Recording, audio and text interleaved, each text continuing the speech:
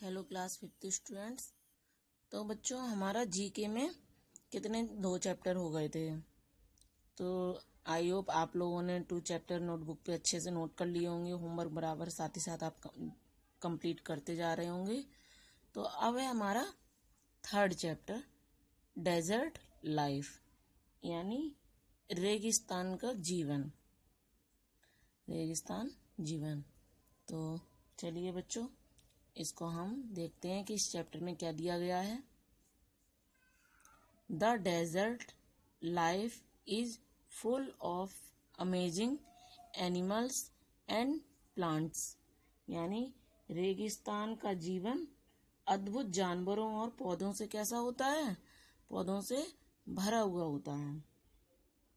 आगे unscramble the letters to know the answers of the following, यानी निम्न के नीचे जो दिए हुए हैं उनके उत्तर जानने के लिए नीचे कुछ अक्षर लेटर्स दिए हुए हैं, उनको सुलझाइए। यानी इसके आंसर ये इस कॉलम में लिखे हैं, लेकिन ये सीरियल से नहीं लिखे हैं। तो इनको आपको अरेंज करना है सही से और इनका नाम पता लगाना है कि नेम इसका क्या है। चलिए हम करते हैं अपनी एक्सरसाइज। तो पहला है ए स्मॉल एनिमल, यानी एक छोटा जानवर है। That can also live without water for many days, यानी जो कई दिनों तक बिना पानी के कैसा है, बिना पानी के रह सकता है। तो कौन सा है ये, इसको अरेंज करना है हमें। इसका आंसर ये दिया हुआ है, तो ये है जैरबोआ। तो यहाँ हम लिख देंगे जैरबोआ, यहाँ JERBOA।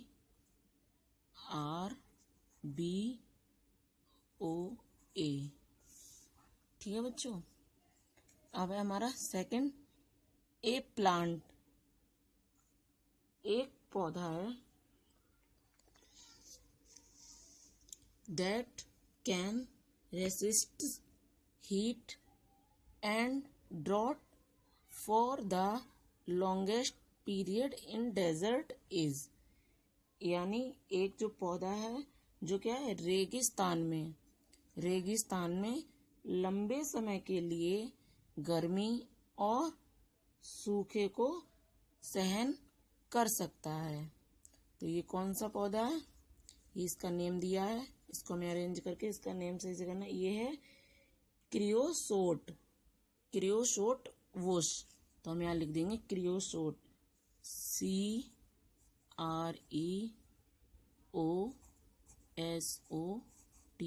क्रियोसोट whoosh, VUSH। ठीक है बच्चों, क्रियोसोट वुश। अब हमारा 3rd नंबर पे the plumage of the,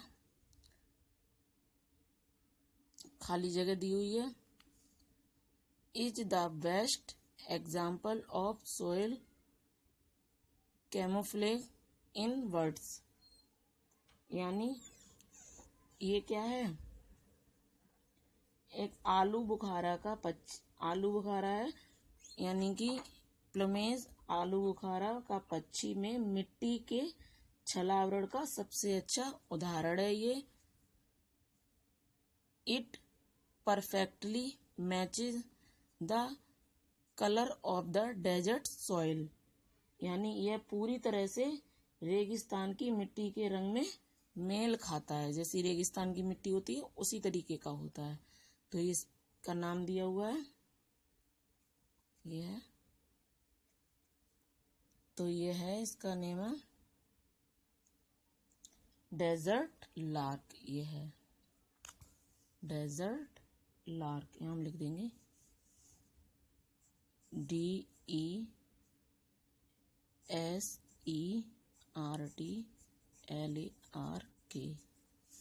desert lark. अब है हमारा बच्चों 4th नंबर पे the roots of some desert trees enter deep into the land to get water from there, यानी कुछ रेगिस्तान के पेड़ों की जड़ें वहां के पानी लाने के लिए जमीन की गहराई तक होती हैं। आगे है, one such tree with very long roots, यानी बहुत लंबी जड़ों वाला एक ऐसा पौधा है ये। तो कौन सा पौधा है ये मैस्क्वेट। मैस्क्वेट लिख देंगे यहाँ पे, MESQUITE, मैस्क्वेट। अब है हमारा 5th नंबर पे, कैमल्स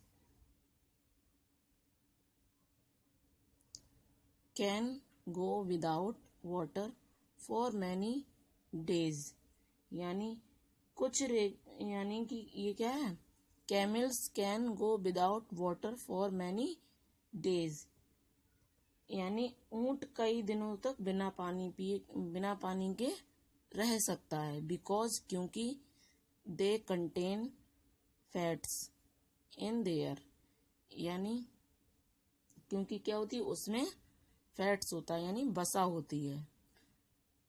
तो ये क्या है, इसका आंसर ये लिखा हुआ है, ये है हम्प।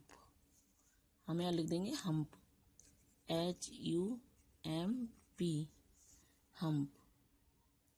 लास्ट है हमारा, some plants in desert have juicy leaves, यानी रेगिस्तान के पौधों में कुछ रसदार पत्तियां होती हैं जिनमें जूस होता है, जूसी होती हैं, रसदार होती हैं।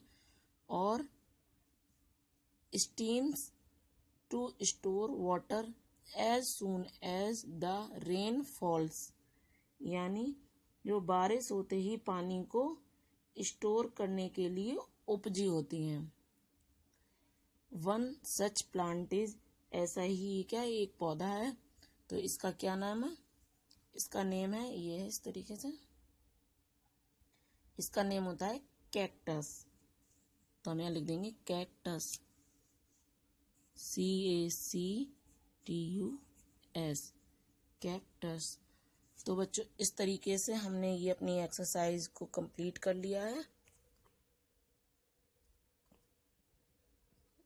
देखिए बच्चों, तो आप इस होमवर्क को फेयरली नोट करते जाना।